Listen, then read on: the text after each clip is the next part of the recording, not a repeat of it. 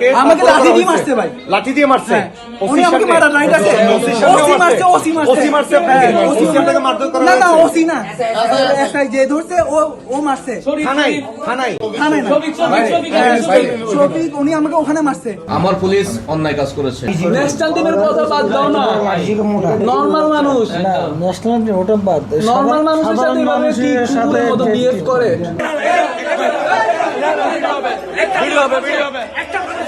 Video হবে।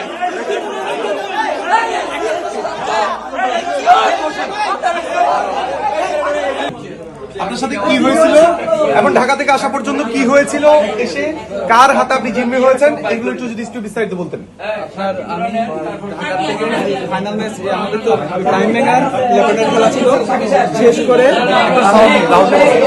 করে আমি এয়ারপোর্টে আসছি। আমার ফ্লাইট ছিল 9:45-40, ওটা পিছায় 10:20 ছাড়ছে। আচ্ছা। তো আমি এখানে 11টার দিকে পৌঁছাইছি, 11:10-15 দিকে বেরিয়েছি। পরে ওখানে কিছু গাড়ি পাচ্ছি না, সিএনজি করে দিছে, ওখানে মানুষজন আমাকে চিনে, ওরা সিএনজি ঠিক করে দিছে। তো সিএনজি করে আসতেছি, আসার পথে একজন ট্রাফিক পুলিশ আমাদের সাথে উঠতে হলো ইয়ার থেকে, কি বলে টোল আছে ওখান থেকে। আচ্ছা, পরে আমরা আসছি লামখান বাজার, নামছি, নামার পর ওই ট্রাফিক পুলিশ নেমে গেছে। পরে আমাকে বলছে গাড়ি চেক করে, আমি নেমে গেছি, আমি বলছি ব্যাগ ট্যাগ চেক করবে। তো উনি আমাকে কি করছে, ধাক্কা মেরে, নাম কি বলছে? শফিক শফিক। ধাক্কা মেরে সিএনজি ভিতরে ঢুকাই দিচ্ছে, ঢুকাই লক করে দিচ্ছে। আমাদের কিসে আমি ভয় পেয়ে গেছি। উনি আমাকে বলতেছে তুই আসামি, তুই চুপ, একটা কথা বলবি, তারপর আমার গলা চিল্লি ধরছে।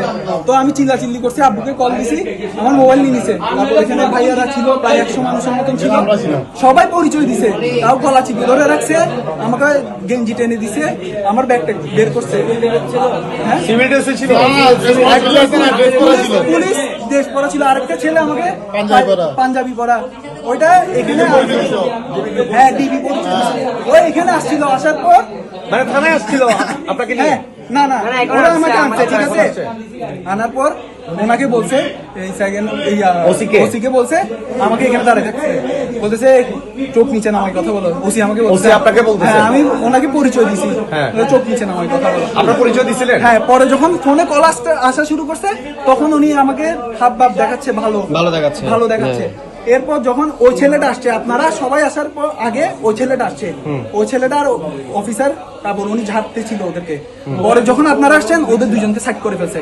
ওই ছেলে পাঞ্জাবি পরা ছিল, ওই ছেলেটাকে সাইড করে ফেলছে। পরিচয় কি দিয়েছিলেন? আপনার কি পরিচয় কি আমি দিয়েছিলেন? বলছি আমি ন্যাশনাল টিমের প্লেয়ার, তারপর আমি টেস্ট খেলি, এগুলো সবকিছু বলছি, শুনে নাই। ভাইয়ারা তো প্রায় 100 মানুষের মতন ছিল, সবাই পরিচয় দিছে, তাও গলা চিপি ধরে আমাকে নিয়ে আসছে, হ্যারাসমেন্ট করে নিয়ে আসছে। ওসির সামনে আপনাকে আমাকে লাঠি দিয়ে মারছে ভাই, লাঠি দিয়ে মারছে। উনি আমাকে মারা রাইট আছে। ওসি মারছে আপনাকে? ওসি আপনাকে মারধর করা না না হয়েছে? ওসি না, একটা যে ধরছে ও মারছে থানায় না, শফিক উনি আমাকে ওখানে মারছে, সবাই ছিল। আমি ওনাকে বলতেছি আপনি চেক করেন, আপনি আমার গায়ে হাত দিয়ে রাইট নাই, উনি শুনতেছে না। এতগুলো মানুষ বলছে, তাও এবং আমরা যখন মানুষ জড়ো হয়ে গেছে তখন ও টান দিয়ে নিয়ে আসছে, ও গাড়ি টান দিয়ে নিয়ে আসছে তখন সাথে সাথে। না পুলিশে ধরছে ভাই, পুলিশ ধরছে 100 জন মানুষ মানা করতেছে, তাও উনি মানে ঠিকঠাকে শুধু টান দিলে আমাদের এটা বেরিয়ে চলে আসতো।